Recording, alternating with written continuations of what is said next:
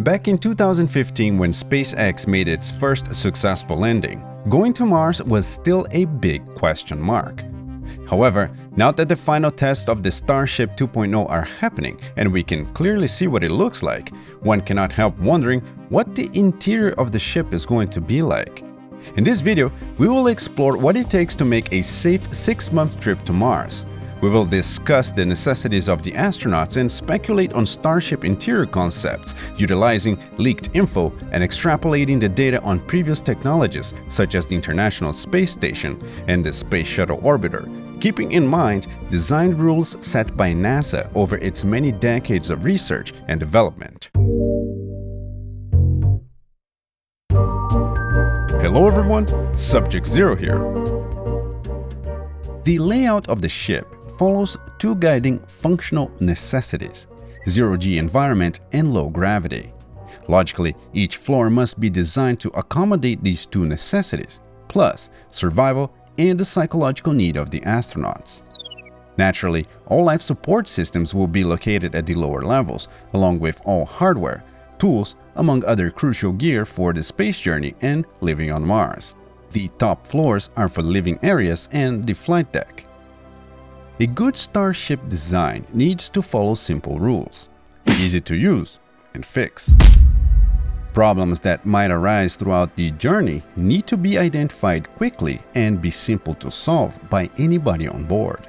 If complex problems arise, crew anxiety and stress may lead into further problems, risking the mission. Lastly, everything on the ship must be monitored with visual information available on all floors, especially CO2 levels. User interface must be clear and simple to understand. Maintaining astronauts' vitality throughout a 6-month journey is a challenge. Though travel times should strive to end around the 6-month deadline, resources on board of the Starship should be enough for at least 8 months, or 240 days. Most likely, the first few missions will be comprised of a crew of 10 people for reasons that will become self-evident by the end of the video. Keep in mind that the maximum mass that can be lifted to low Earth orbit is 100 tons. With a diameter of 9 meters and a height of 50 meters, the crew will have about 17 by 9 meters of livable space, divided into 6 floors. Though the final configuration may vary dramatically from what is presented here, this concept is meant to give you a fair idea of what is possible. The first floor of the ship, right above the fuel tanks, is where most of the storage is located. Oxygen and hydrogen tanks will be kept right beside the 2-zone airlock to external lift retractable deck, which could be spacious enough to store a Tesla Model 3 or any vehicle with those dimensions. Other machinery necessary to maintain life support systems, food, tools, among other gear, will most likely be stored on the second level.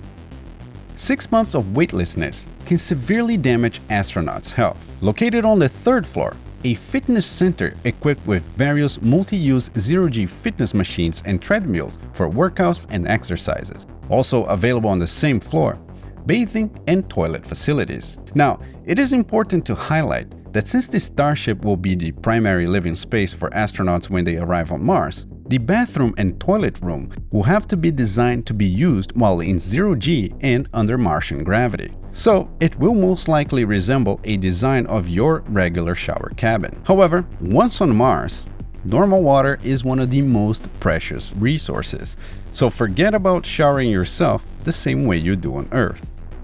Located on the 4th floor, the crew pods are especially designed to fit the needs of astronauts during zero-G and Martian gravity. Now, the configuration of this floor can be changed according to travel needs.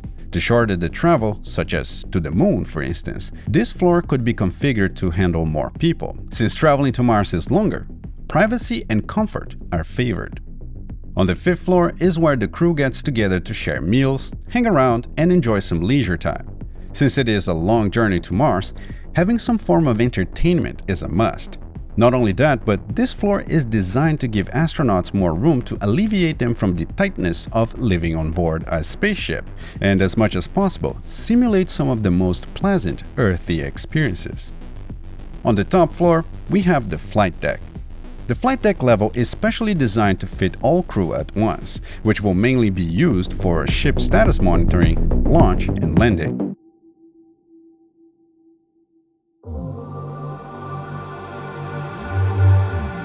One astronaut consumes about 2.5 kilograms of food, about 3 liters of water, beverages, and 1 kilogram of oxygen per day. Food is freeze-dried and packed into meal-size assortments. It is done that way for 3 main reasons: to remove water, which significantly lowers its mass, to decrease storage space, and to preserve the food. Packets are arranged into boxes containing around 10 kilocalories, or about 4 days' worth of food. Assuming a package dimension of 10 by 30 by 25 centimeters and multiplying by the number of days for 8 months, we get 60 boxes. Water and beverages sum up to 720 liters and oxygen to 273 kilograms. Multiply that by 10 and the storage challenge is evident. Fortunately, the Starship 2.0 has plenty of space. However, the only limitation here is mass. Food alone sums up to 6 tons. If we were to have food for 5 years, which is the longevity of the mission, we're talking about 45 tons, which is almost half of the total launch mass. And don't forget that everything is freeze-dried. The other half is water. Basically, you need one Starship just for food and water to keep 10 astronauts alive for 5 years. Clearly, we need better solutions. As much as we try to avoid this subject, let's be honest, if you eat, you poop. Astronauts are expected to produce about 31 kilograms of feces each throughout the 6 months of travel. Though the amount of feces isn't too much of a problem to store, gases produced by fermentation can become a huge problem. It can literally turn the container into a poop bomb. On the bright side, everything humans take to Mars are extremely valuable, including poop, so recycling is key. Introducing the full shift concept of recycling human waste. Traveling to and colonizing Mars will require a huge amount of recycling that does not require water. Full shift concept is based on torrefaction, which effectively burns any organic waste at 573 Kelvin, releasing mostly water, CO2, and everything else turns into charcoal. There is one issue with this method though. Its products must be handled with care. If the organic waste is turned into one big charcoal brick, no problem. Now if it becomes powder and goes airborne, breathing that stuff in isn't good. Then comes oxygen. One cryotank of liquid oxygen can carry as much as 307 kilograms in a tank measuring 50 by 163 centimeters. One tank is more than enough for each astronaut. However, the mass of the tank sums up to 402 kilograms. 8 tanks are enough for the crew, summing up to 3.2 tons. By the end of the trip, most of the oxygen will turn into CO2, which needs to be constantly removed or scrubbed from the atmosphere. CO2 levels must be maintained below 0.025%. Astronauts produce on average 1 kilogram of CO2 per day. A robust ventilation system located on every floor of the ship will be necessary to recycle the air. CO2 scrubbers located on the second floor will be working tirelessly to maintain those levels. The system of choice for this endeavor must fit 2 criteria: low maintenance and the ability to work continuously for thousands of hours. The past decade, NASA has been developing a robust air conditioning system designed to do exactly that through a system called Spacecraft Atmosphere Carbon Dioxide Capture via Deposition, or CDEP for short. This machine basically exploits the difference of freezing temperatures of said water, CO2, and oxygen. A series of 6 of these machines can recover about 4 kilograms of CO2 per day.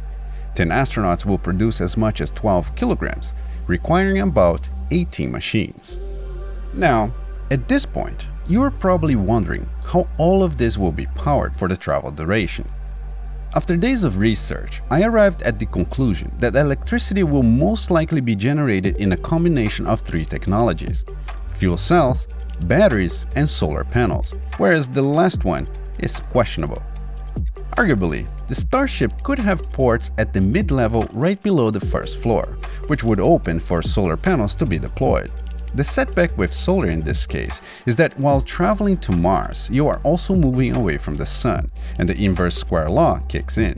It basically means that the further away from the Sun, the less energy is available to be captured. To compensate, you could simply use more solar panels.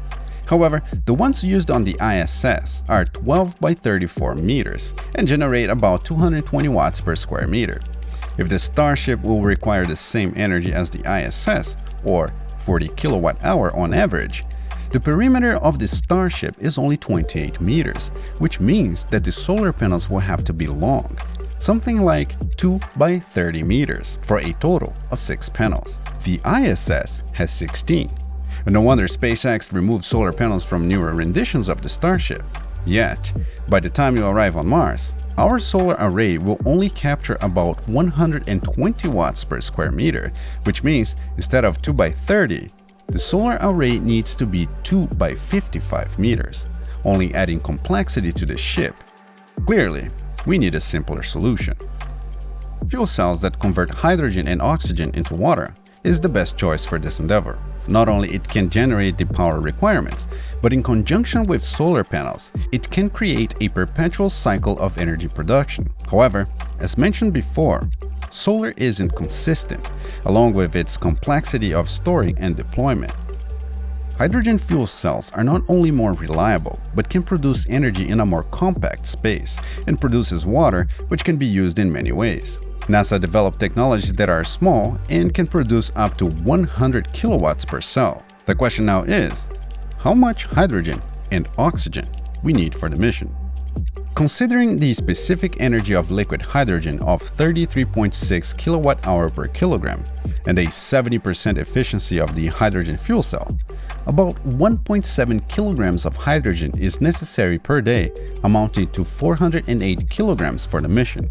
The issue is that you will need 8 times more oxygen in mass equivalent, or 14 kilograms per day, amounting to 3.2 tons. While hydrogen can be stored in only 2 tanks, for oxygen you will need about 10. Adding the mass of the tanks and we arrive at 5 tons of fuel. As a backup, on the same spot where the solar panels would be located, there is enough space to store batteries.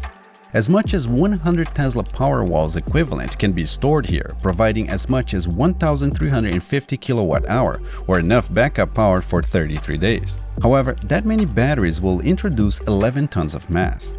Taking that into account, if necessary, the number of batteries could be halved to 48 Powerwall equivalent, enough for 16.2 days backup capacity and only 5.5 tons of mass. Now, we enter the trickiest part of the mission: radiation dampening. It is crucial to note that water is an extremely effective radiation shield, along with any substance that is hydrogen-rich, such as polyethylene and Kevlar. About 7 centimeters of water can reduce space radiation by half. Studies have shown that Kevlar and polyethylene can reduce radiation more than 50%. NASA developed a new type of plastic derived from polyethylene called RXF1, which has 3 times the tensile strength. It is 2.6 times lighter than aluminum, and it is about 50% better at stopping radiation. Now, according to NASA, aluminum at 2.5 millimeter thickness can stop about 50% of space radiation. If we take this information into account, some calculations later, and we would need a layer of RXF1 of only 2 millimeters. I know, it is hard to imagine going to Mars and be protected against radiation with something so thin. Just for the sake of emotional convenience, let's make the walls about 5 centimeters. A wall that thick will add about 11.2 tons to the ship. Instead of storing all the water in tanks located at the lower levels, it would be wise to have tanks located at the floor divisions. 20 centimeter thick tanks on each level would be optimal, with a maximum capacity of 11.5 tons. As mentioned, the crew will need about 7.2 tons of water. The extra space available will be crucial to store the water generated by the fuel cells. Keep in mind that the radiation in space comes mostly from the sun, so if the spaceship aligns itself at an angle where the tanks are pointed towards it, most of the radiation will be blocked. At this point, all components mass combined sum up to 55 tons, give or take. Therefore, I don't think you will be able to fit more than 14 people in one ship. Effectively, for every added astronaut, you add 5 tons of mass.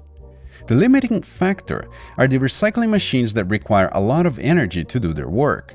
20 people breathing inside the ship means 20 kilograms of CO2, which means 30 scrubbers, which means 60 CO2 tanks and a lot of energy. Hydrogen fuel cells are amazing for small groups, but not 20 or 40 or 100. If Elon Musk really wants to colonize Mars, there is no other option than to use nuclear energy, a topic that I will explore on my next video. Alright folks, that's it, we're done here.